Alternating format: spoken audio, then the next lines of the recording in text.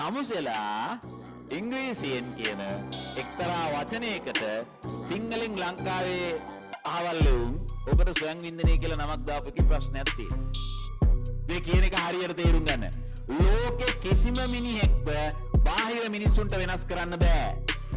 බාහිර මිනිස්සුන්ට අවුල් කරන්නත් බෑ. දැන් මේ ස්වයං වින්දනය කියන වචනේ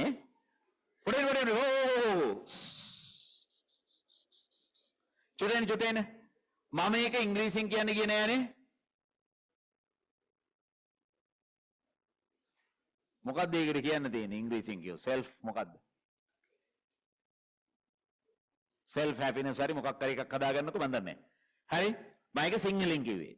ඒක මම ඉංග්‍රීසියෙන් කියන්නේ ගියේ නෑ. හරි? තමුසෙලා ඉංග්‍රීසියෙන් කියන එක්තරා වචනයකට සිංහලෙන් ලංකාවේ අහවල් වුන් ඔකට ස්වයං වින්දනය කියලා නමක් දාපු එකේ ප්‍රශ්නයක් තියෙනවා. ඒක ලංකාවුන්ට වින්දන කියන ඒවා තියෙන්නේ ඔච්චරයි.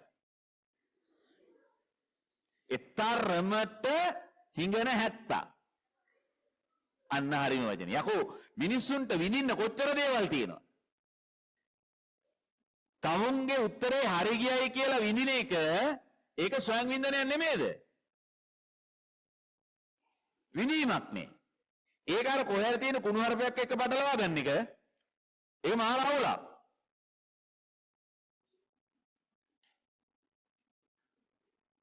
අපි හැමතිස්සෙම මතක තියාගන්න. දැන් මම මොකක් හරි දෙපැත්ත කැපෙන කතාවක් කියනවා කියලා හිතමුකෝ. හරි? මොකක් හරි ඩාර්ක් කියුම එකක් මෙතන කියනවා. ඉන්න. ඒ කියන එක අහගෙන උඹලට එකක් එනවනම් එහෙම එනවනම් හොඳට මතක තියාගන්න. ඒ කියන එක පිළිබඳව බරපතල ගණේ අවුලක් ඇවිල්ලා ඉව කියනවද? එම කියනවද? මේ වයසක මිනිස්සෙක් මෙතන ඉල කියන කතාවද මේවා කියලා හිතෙනවද පොඩ්ඩක් ඉන්න. මගේ තඹ සතේක වරදක් නැහැ. මම මගේ ප්‍රකාශයේ අවකාශයට නිදහස් කරනවා. තමුසලගේ හිතේ තියෙන කැත හිත ජාගර හිත අරක බලලා ඒක ඇතුලේ අරගෙන එක එක ඒවා මැවිලා පේනකොට එන අවුල මිස මගේ අවුලක් නෑ. මම කියලා ඉවරයි. ඒක අරගෙන ඉවර වෙලා තොපේ හිත දූෂණය කර ගැනීම මගේ වරදක් නෙවෙයි. මේ කියන එක හරියට තේරුම් ගන්න. ලෝකේ කිසිම මිනිහෙක්ව බාහිර මිනිස්සුන්ට වෙනස් කරන්න බෑ. බාහිර මිනිස්සුන්ට අවුල් කරන්නත් බෑ. ඔයාලා කියනවා නම් වෙන කෙනෙක් නිසා මම අවුල් වෙනවා කියලා ඒක බොරුවක්.